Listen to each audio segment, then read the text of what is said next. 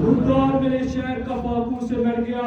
راشد جو آ رہا تھا وہ افسر کے گھر چلا گیا، روٹی امیر شہر کے کتوں نے چھین لی، فاقہ غریب شہر کے بچوں میں بٹ گیا،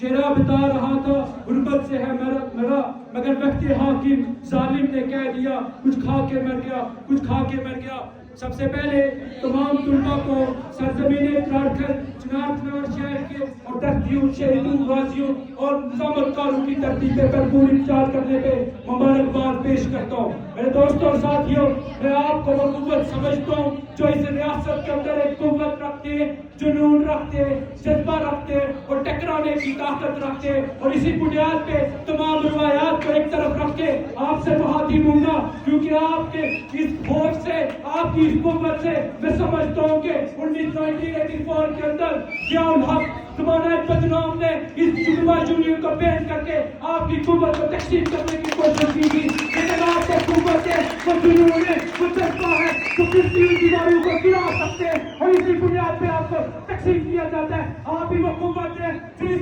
ریاست کے اندر ہونے والے ظلم کے ٹکرا سکتے ہیں اور ظالم نظام کو بدل سکتے ہیں، لیکن آپ کو یہاں کے سرمایہ دار ہو، یہاں کا جو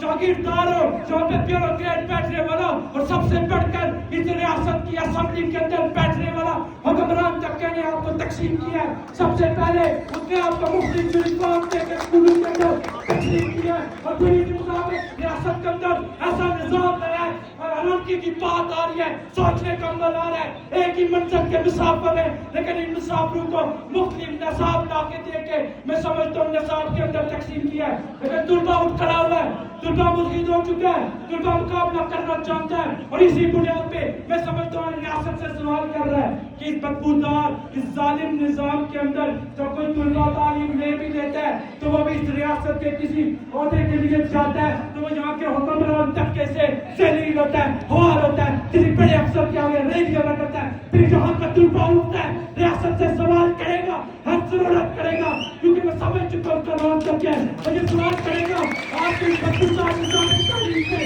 جب میں تعلیم لے لیتا ہوں تو اسی ریاست سے تعلیم لیتا ہوں، کسی دوسری ریاست سے نہیں لیتا، لیکن اسی ریاست سے تعلیم لینے کے بعد جہاں کا چیف سیکرٹری نہیں لگ سکتا، جہاں کا آئی سی نہیں لگ سکتا تو میں تعلیمی نظام کو جوتے کی نوک پہ رکھے گا اور دوسرے تعلیمی نظام کا میں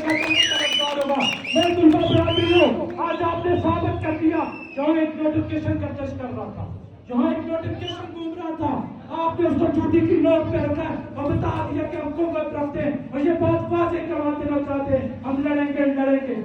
یہاں نعرے لگے بجلی ہماری، قبضہ تمہارا، پانی ہمارا، بجلی تمہاری، میں اس نعرے کو کسی صورت نہیں تسلیم کرتا، اس لیے میں سمجھتا ہوں جو ڈیم اس ریاستی زمین پہ پڑے وہ زمین جو کنواں بنا ہے پانی کا، اس کنویں کے اندر ہماری ماؤں کے دیکھے ہوئے خوابوں پہ تعمیر گھر، جدوجہد پہ تعمیر گھر ہم نے ڈبوئے، اور پھر سب سے بڑھ کر اس کے اندر ہمارے آبا اجداد کی قبریں گئی ہیں، یعنی وہ کنواں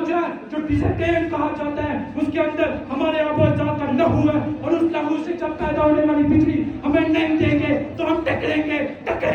گرتی ہوئی دیواریں گرائیں گے، اور پھر ایک دفعہ نہیں ہزار دفعہ یہاں کا طلبہ خود کھڑا ہوگا اور ایکشن کمیٹی کے ساتھ کھڑا ہوگا۔ آج جموں کشمیر ایکشن کمیٹی کی تمام تر مطالبات کی حمایت کرے گا اور اس کی چارٹر اور ڈیمانڈ کے ساتھ کھڑا ہوگا۔ مختصر کرتے ہوئے،